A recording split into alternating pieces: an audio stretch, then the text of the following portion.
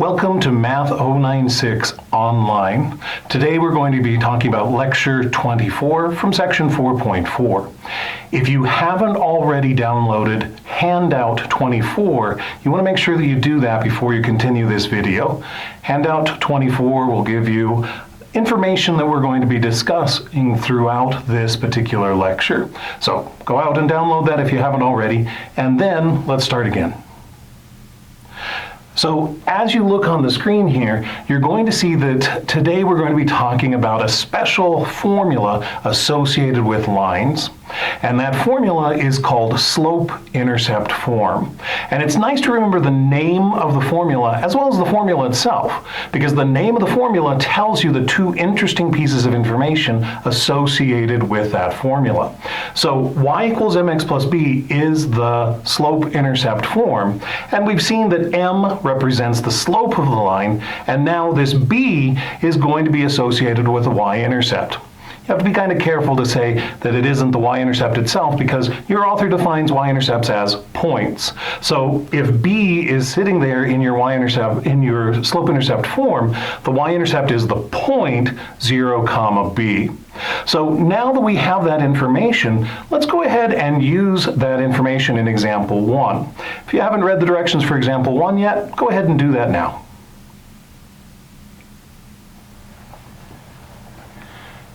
Now, as you look at the directions, they don't necessarily say this, but they have given us an equation in a different format than slope-intercept form.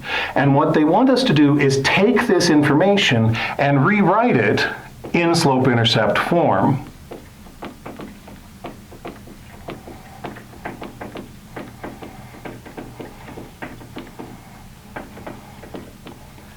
Now, in order to do that, you'll notice on slope-intercept form that the y is alone on one side of the equation. So another way of saying rewrite an equation in slope-intercept form is saying, go ahead and solve that equation for y. So let's go ahead and take this equation, negative x plus 2y is equal to 8, and solve it for y.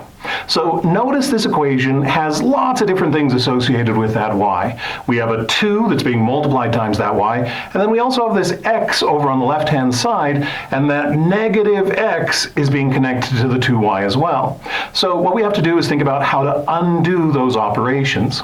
The first thing I'm going to do is add x to both sides. By adding x to both sides, we then have the y closer to being alone, but it's not fully alone yet. That 2 is still connected to that y. So in order to undo that multiplication, we're going to divide each term by y. Now you have to be kind of careful, because every single term is going to get divided by that 2. So I'm going to divide the 2 on the left-hand side, and then both of the terms on the right-hand side are going to be divided by 2 as well. So here the 2's cancel, we end up getting y, and then there are lots of different ways of playing with this x over 2 fraction. One is to write it as x over 2. However, we know that this slope-intercept form is going to be important. So it's nicer to actually have a number sitting out in front of the x. It's called a coefficient of the x term. So we can take this 1/2 idea and pull it out in front, and then have an x next door to that. Now, again, if you think about this x as a fraction, it's x over 1. So if we take 1 over 2 and multiply that times x over 1, we're going to get this x over 2 back that we had a moment ago. Well, let's keep going. Plus 8 divided by 2. Well, 8 divided by 2 is 4. So as you look at this, this equation is now written in slope-intercept form. But now that it's in slope-intercept form, we can read off our two interesting pieces of information.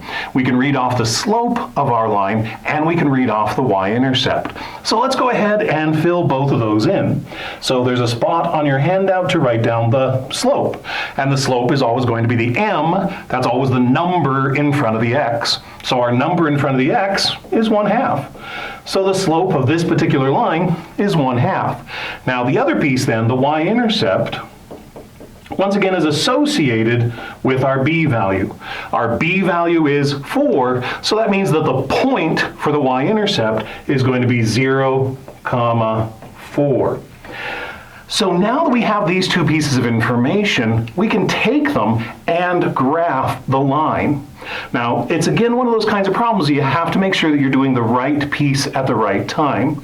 You cannot start with the slope and then come back and talk about the y-intercept. So I'm going to go ahead and number these to say the first thing we need to think about is the y-intercept. So y-intercept of 0, 4 means that we're going to be crossing through the y-axis here at 4. And then the second piece of information that we're going to use is the fact that the slope is 1/2. Now remember that slope can be thought of as rise over run. Once we think about this as rise over run, that tells us that we're going to have a rise of 1 and a run of 2. So think about those stair-step ideas we talked about the other day.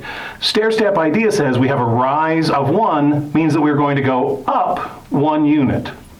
And a run of 2 says that we're going to go to the right 2 units, and that's going to take us to a second point on this graph.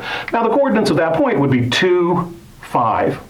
Now if you look at this and these 2 points are not enough to give you an idea of what your line is going to look like, you can repeat that process as many times as you want. So we can go from this point and go up 1 and right 2, and then just keep going if we need to do that. But hopefully you look at these 2 points and you have a sense of what your line is going to look like. So let's go ahead and connect those 2 points with a straight line. Now remember once again that this is going to be a straight line because as we look at our equation, both the highest power of x and the highest power of y will be 1. At this point, we're done with example 1. We're ready for the next video.